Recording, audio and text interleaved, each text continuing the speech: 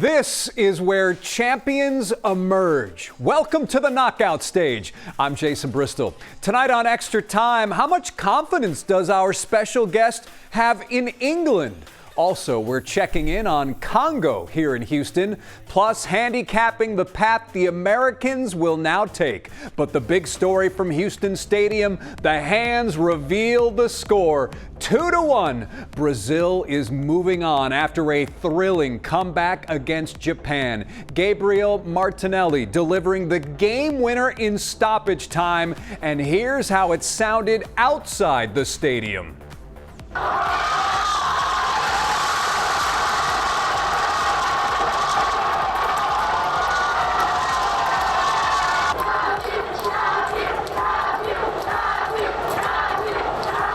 The crowd at pitch 25 seeing Brazil score in the 96th minute. Brazil now heading to the New York, New Jersey stadium against either Ivory Coast or Norway. And now a live look at the FIFA Fan Festival, which continues to be a place to be, especially for those who couldn't pay the hundreds, even thousands to get into Houston Stadium. Jason Bragg has been at Fan Festival, hanging out with all those super fans. Tell us all about it, Jason. Hey guys, yeah, we've had another great day here at Houston Fan Festival. The fans have been amazing. Show me what you were just doing. Cristiano! Oh my God, we on the way! CR7 is getting his first World Cup win! 2026! Okay, it has been excitement, friendly fire here going on all day. We've seen two great matches. Brazil, Japan was a great match. Paraguay and Germany, a great match. And then we got more of this. A bunch of suies. We've also seen people battling the heat and having a great time. The best team. Your team won today. It was close. Did you have faith in them all day long? Of course, man. You have faith no matter what? Yep, of course. Brazil all day. Brazil all day. You heard him say it first. Brother, I got to ask you, you've been here as well. What has your time been like here? Man, it's been a blast. You know, definitely something that Houston put on. See a lot of people, and as you know, it's just really great. Me, myself, I'm from Lebanon. You know, Dima Maghrib, you know, Morocco, they're about to play, so let's see how everything goes. And you mentioned Morocco. The winner of that Morocco-Netherlands match will determine who will come here on 4th of July to take on Canada. I got to ask you, who you think is going to win? I think Morocco's going to take it all, you know. They're playing great in this World Cup, and, you know, definitely something that is great to see in the Middle East countries, you know? All right, well, we appreciate you, brother. Thank you so much. Have a good time. Beat the heat. The heat has been a story, but these fans do not mind. They're here having a great time, as you can see. But for now, I'll send it back to you. And with the round of 32 complete, we're now looking ahead to the round of 16. We already know Canada is here, and tonight we will also discover who Canada will be playing. Will it be Morocco or the Netherlands? What a matchup this is going to be. And for more on that, as well as what happened today at Houston Stadium, here's Luis Ortiz. Yeah, Jason, this is a very interesting match. It's one of the toughest matchups in the round of 32. Netherlands and Morocco, man, that's going to be a really good game. Listen, the Netherlands, we saw what they're able to do when they played here in Houston, right? It's a team that it's very well balanced. A lot of people are considering them to be a dark horse. I think maybe after the group stage, they've solidified themselves to be a little bit more than a dark horse. I mean, I'm not ready to call them a title contender just yet because I don't think that they are on the same level as France and Argentina, but they're just right below them. I mean, I think this team has a good defensive line where they defend well. Their midfield is a pretty good, and then they have the attacking third in order to put balls into the net. So Morocco on their side, though, I don't think that they've shown to be a very potent offense, but they are a very well-balanced team. I mean, they do have a very good defense. Morocco defensively is going to come out today, I expect, to kind of play what Japan did today, right? Be very good defensively, hold back, hold down the fort, don't allow any goals, and then try to capitalize on any mistakes that the Dutch end up committing or try to capitalize on the counter. So that's what I'm looking for out of Morocco. But I'm thinking that the winner out of this game will be the Dutch. We'll see if that eventually pans out. Now let's talk a little bit about Japan and Brazil here at Houston Stadium today. Brazil came out strong first 15 minutes. I mean, they were playing from midfield on, and their entire team. They came out with the mindset of, look, let's see if we can score early in the first 15 minutes and take the lead. That wasn't able to happen. Japan, a few moments early in the game in which they lost the ball. Risky moments. They weren't, they didn't end up being costly. They didn't pay for them, but eventually it was Brazil who committed the mistake in the first half, losing the ball midfield, and Japan takes away with it, completes the counter, and they take the 1-0 lead until the break. But then in the second half, Brazil came out with aggression. They knew they had to win this game. Their mentality was, we got to win it within 90 minutes. We're not hoping to go into extra time. Japan not really generating any offense.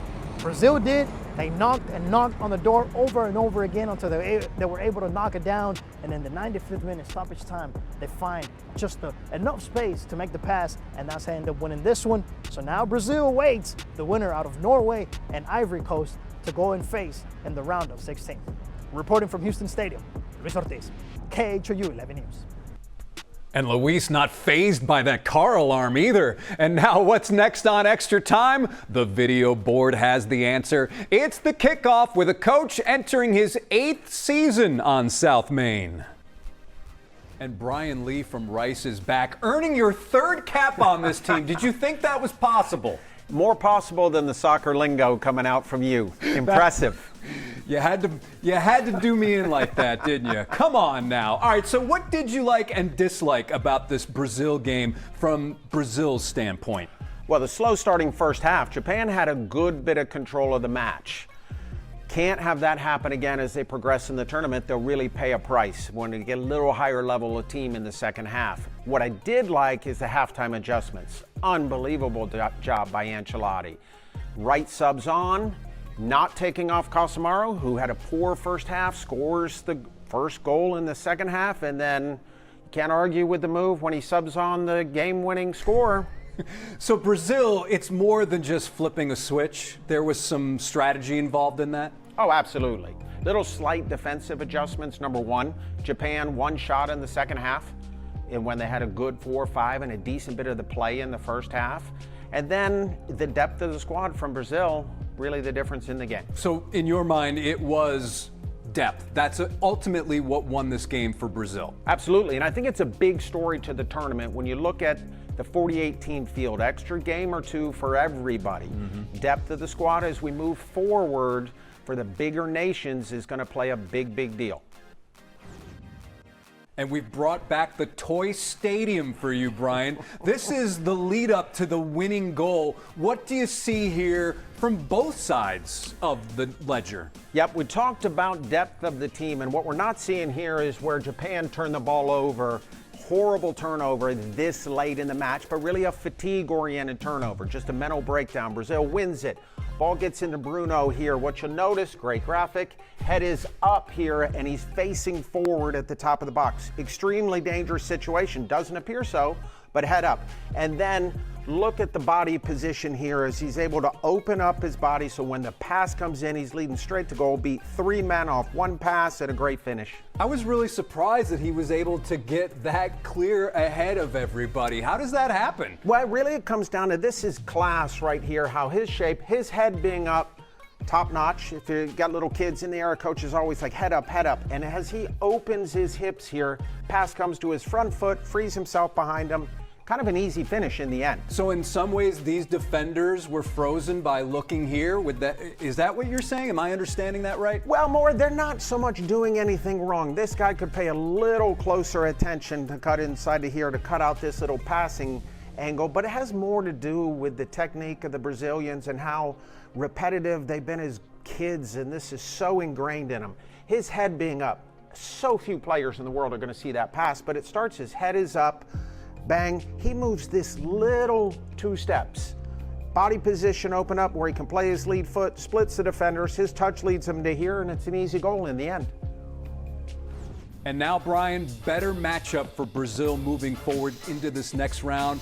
Ivory Coast or Norway? Well, I'll answer it this way. Bad and bad matchups for Brazil. They haven't been on great form. They have not had a complete performance. And if that happens again, they're going to go out to Ivory Coast or Norway. Norway, Holland up front, great attacking group. When they get a chance, they can score. Ivory Coast, Brazil will have the ball a lot like they did today, but a way more dangerous team on the break that can catch them. Brazil can have 80% possession and lose that game 2-0. I would imagine, though, that FIFA and the TV people would love to see Norway and Brazil. Oh, would they ever? And this has been a TV tournament more than anything, so. And what a matchup that would be. And Holland's big stage, he's done it at the club level. Can he carry Norway? And don't forget, Norway benched the entire team to get to the Brazil side of the bracket. They're keeping a little bit of a secret. The players have alluded to it. They wanted Brazil, not the other side of the bracket. Interesting. And Brian, one of your favorite squads, England. The confidence meter is on the board here. How are you feeling ahead of this next matchup Tuesday against Congo? The red, not so good. The green, you are feeling like all systems go for this round of 32 match. Well, I'm not the British media, so I have a little more of a level head. Okay. I remember that we beat Croatia. Great win, number 11 team in the world before we had the Ghana game, little slip up and a draw. Congo, a little different than Ghana, even though they're both African squads. Congo's better. They're going to have more of the ball, which is actually to our advantage, so we can get out on the break, get into spaces where athleticism, especially on the wings, can have a big effect on the game. So I'm going heavy in the green. Ooh, almost peaking there. Almost, you feel I'm that very good. confident round of 32. Now, round of 16, different equation. We'll get to that in a second. And when you look at how England has been performing pretty well, do you think this group is using Harry Kane enough? They're using him enough in the box, looking for the final touch, which is really his best attribute. But in the build-up, he's got to be a little more involved. The ball's got to come through him a little bit back to goal where we're underneath and can get some more up back through. You see the winger struggling for England, but it's got more to do with we're a little direct straight out wide, and we're not going through the center forward back in the midfield and then wide where they can have it with a little more space. And let's bring back the Toy Stadium for Harry Kane's big goal, 67th minute against Panama. Was it a better cross by Bellingham, or was it superb work by Kane in close? It's Bellingham knowing who he's got on his team, Kane. So let's start out with this. That is decent defensive position. By the time this is done, Bellingham's around the corner for an easy cross. Picks up his head. As he turns the corner, Kane drops back 2 steps. This defender comes in. Bad angles for the defender, good angles for Kane. All Bellingham does is flip it up into the 6, knowing he's got Big Harry coming in, and Kane puts it away just like he will 9 out of 10 times. All right, well, let's see the result, because it was gorgeous. I mean, the fact that Kane is able to do this with his body and go over the defender, that was just so impressive to me. Well, and all about the body angle. He did 2 steps backwards that we didn't see from So you're saying here and then almost like and that. then drop in to attack it. That's a tough spot for the defender, flat-footed. Harry's got all of the angle. Bellingham knows just flip it up on the 6, give Harry a chance, and that's what he's best at.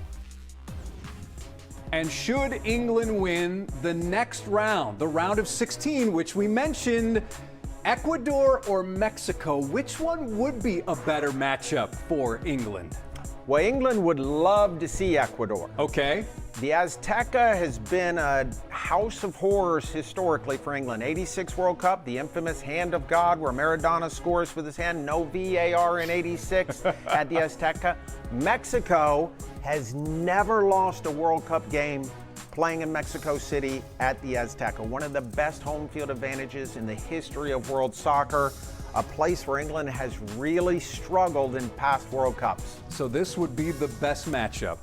This would be awesome. It would be one of the best matchups of the entire World Cup. Certainly before the semifinals and finals, a game everyone should tune into. Love what Mexico's doing. A different Mexico team. They're super pragmatic. They've got some Ghana in them.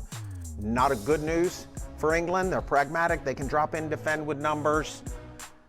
Would be awesome to see. Should I bring back the confidence meter then? Oh, sure. So where would you be on the confidence meter if it's this matchup for England, from England's perspective? From England's perspective, dead center. Pretty good matchup for Mexico as well if they want to advance deep in the tournament, because in the round of 16, you're going to play one of the top teams I think it's a 50-50 proposition. I think we'd be staring at extra time, maybe even penalties to advance. And Brian Lee, congratulations on your third cap. Rice Soccer, first match August 12th against Texas A&M. That doesn't seem like an easy start to a season.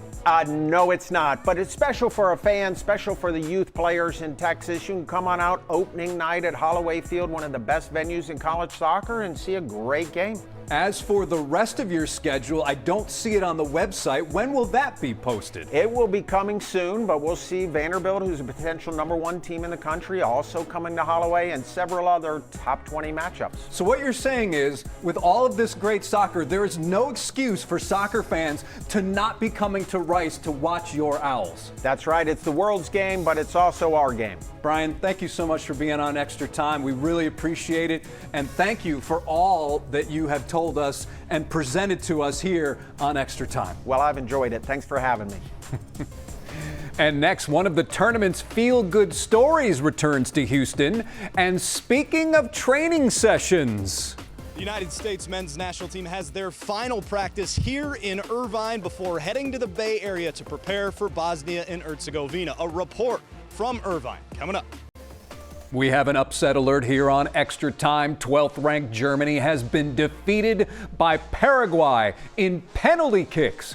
Paraguay ranked 34th, advancing to the round of 16 for the first time since 2010. Of course, this squad opened play with a loss to the U.S., now earns the biggest upset of this World Cup. And here's the picture of the day. Paraguay celebrating the big upset. Paraguay moves on. Germany is heading home. The Congolese are back in Houston. Our cameras rolling as their bus was driving through the area. H-Town and Sabercat Stadium, Congo's primary training grounds for this World Cup. Congo now in the round of 32 as a third-place squad from Group K. As mentioned earlier, Congo now meeting England Wednesday at noon in Atlanta. It's also all business for the U.S. men's national team. With the group stage in the rearview mirror, it's on to Bosnia and Herzegovina.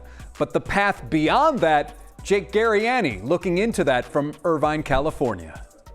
This United States men's national team winning Group D and advancing to the knockout round to face Bosnia and Herzegovina has American fans dreaming big. But look, winning a World Cup is incredibly difficult, so much so that only 8 nations have ever done it in the 22 times this tournament has been played since its inception in 1930. But now that that knockout stage is set, we have an idea of what could be a potential path through the World Cup for the U.S., and this appears like it would be a gauntlet for the Americans if the bracket went this way. Without there being an upset in the World Cup, if they win their round of 32 over Bosnia, the Americans would likely face Belgium. If the Americans could get past Belgium in the round of 16, it's probable that Spain is waiting for them in the quarterfinals. And if the U.S. could somehow get past the powerhouse of Spain, well, guess who would most likely be sitting in the semifinals? The 2-time World Cup champions in the world's #2 ranked team in France. I mean, every opponent, can come our way at this stage. It's a knockout round, and if you want to win this trophy, the World Cup, you got to beat everyone, and be able to beat everyone. We have very high expectations for ourselves for the rest of this tournament, and we don't want this to be over. Embracing everything that that this journey is taking us on, and embracing everything that it's going to throw at us from here on out. There's no hiding. We do have the opportunity to do something extremely special. So, you can't have the good with the bad. We have the opportunity to do something very special, but we also, can lose, and it will be a lot of commiserations and a lot of annoyed people and upset people. So we definitely do have the opportunity to really, make a fantastic run. And for now, it is all just a dream as we look so far ahead, but we will see what type of reality this American team can make of it. In Irvine, California, with the United States men's national team, I'm Jake Garriani. Jake Garriani looking ahead for us. And now, they may have lost the match, but Japanese fans never abandon their classy tradition. And today, one of the internet's biggest stars is also joining in. The final whistle didn't end the teamwork. Japanese fans continuing a tradition they've become famous for, picking up trash before heading home. It appears some Brazilian fans were also pitching in at Houston Stadium. Simple reminder to always leave a place better than you found it. And getting in on the action, streaming star IShowSpeed, who is at today's match. There he is in the Brazil shirt, pitching in with the Japanese fans for that post-game cleanup. And the Dynamo tonight with a reminder for everyone. It is opening its doors once again for another Mexico watch party at Shell Energy Stadium. Houston Dynamo soccer celebration has seen more than 45,000 fans for these Mexico matches.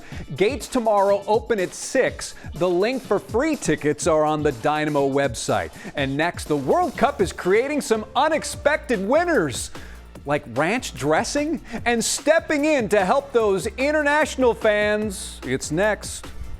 It's being called the Ship and Dip Discount. With the World Cup bringing fans from around the globe to the U.S., one of the tournament's most unexpected trends has been the ranch dressing craze. International visitors can't get enough of it. Now UPS offering a 20% discount on international shipping through September so fans can take their new favorite home. And Kraft says it's even working on a TSA compliant bottle to make traveling with ranch a little easier. Only in America, huh? That's going to do it for us here on Extra Time. One more big thank you to Brian Lee, head coach at Rice. We are back tomorrow on the free KHO U11 streaming app. And now let's take a look at pitch 25. A lot of that Brazil yellow still there. These fans with so much to be happy about. And now we await Morocco and the Netherlands. We'll see you again tomorrow.